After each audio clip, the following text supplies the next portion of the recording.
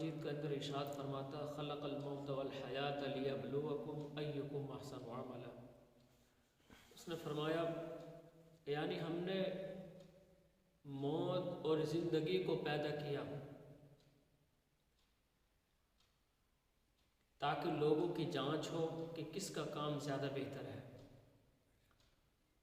تو اللہ نے فرمایا کہ میں نے انسان کو زندگی بھی دی، پھر اس کے بعد اسے حکم دیا کہ میں نے موت کو بھی پیدا کیا ہے، مرنا بھی ہے اس دنیا سے.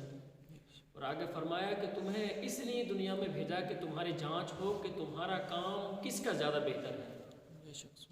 اس لیے اللہ نے جو ہے موت کو بھی پیدا کیا اور زندگی کو بھی پیدا کیا. صرف یہ لوگوں کی آزمائش ہے، اس کے علاوہ کچھ نہیں.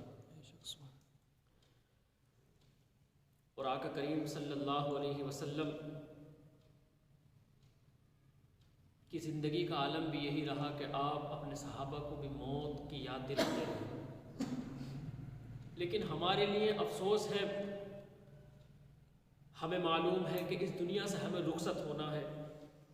اگر کوئی بادشاہ ہے یا کوئی فقیر ہے اسے بھی رخصت ہونا ہے، کوئی عورت ہے اسے بھی رخصت ہونا ہے، کوئی مرد ہے اسے بھی رخصت ہونا ہے، کوئی بچہ ہے اسے بھی رخصت ہونا ہے، اور کوئی بوڑھا ہے اسے بھی رخصت ہونا ہے اس دنیا سے.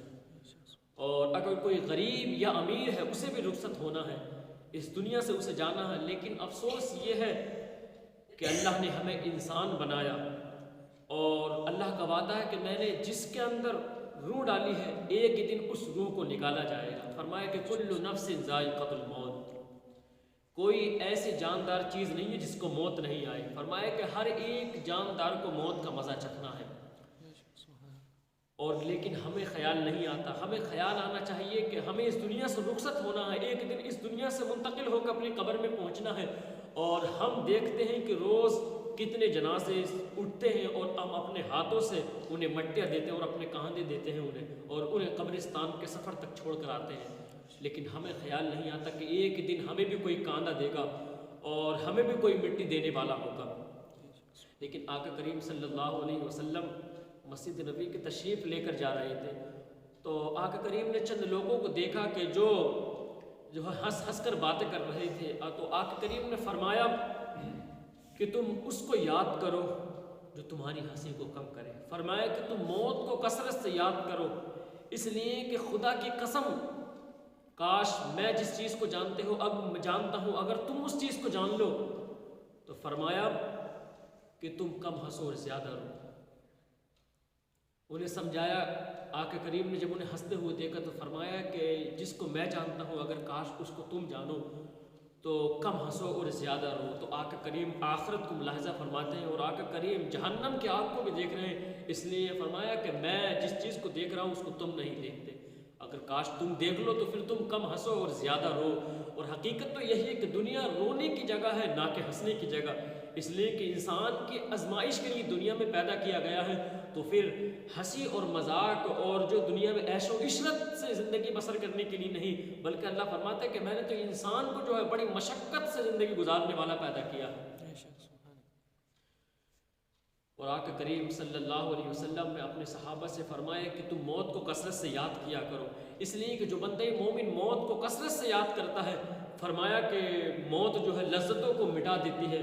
اور جب بندہ مومن موت کو یاد کرتا ہے تو پھر وہ آخرت کے لیے تیاری کرتا ہے اور موت کی تیاری کرتا ہے. اور جب وہ موت کی تیاری کرتا ہے تو ایک دن ایسا آتا ہے کہ وہ دنیا کے سفر کو اور دنیا کے سفر میں کامیابی حاصل کرتا ہے جب موت کی تیاری کرتا ہے.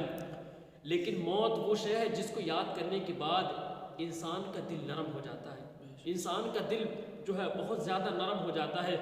لیکن آج لوگوں کی غلط فہمی ہے، لوگ سوچتے ہیں کہ ہمیں موت نہیں آئے گی. لوگوں کا یہ ارادہ ہے کہ یار جا رہے ہیں اٹھ رہے ہیں، لیکن اس کے باوجود ان کا یہ یقین ہے کہ جانا ہے ایک دن، لیکن پھر بھی سوچتے ہیں کہ زندگی بسر کر لو جیسی گزرے. لیکن آقا کریم صلی اللہ علیہ وسلم نے ارشاد فرمایا کہ اس طریقے سے ان کی زندگی کا کیا فائدہ جس طریقے سے وہ اپنی زندگی گزار رہے ہیں. اللہ نے تو آزمائش کے لیے پیدا کیا بندے مومن کو، تو وہ سوچتے ہیں کہ ہم موت سے چھٹکارا پا لیں.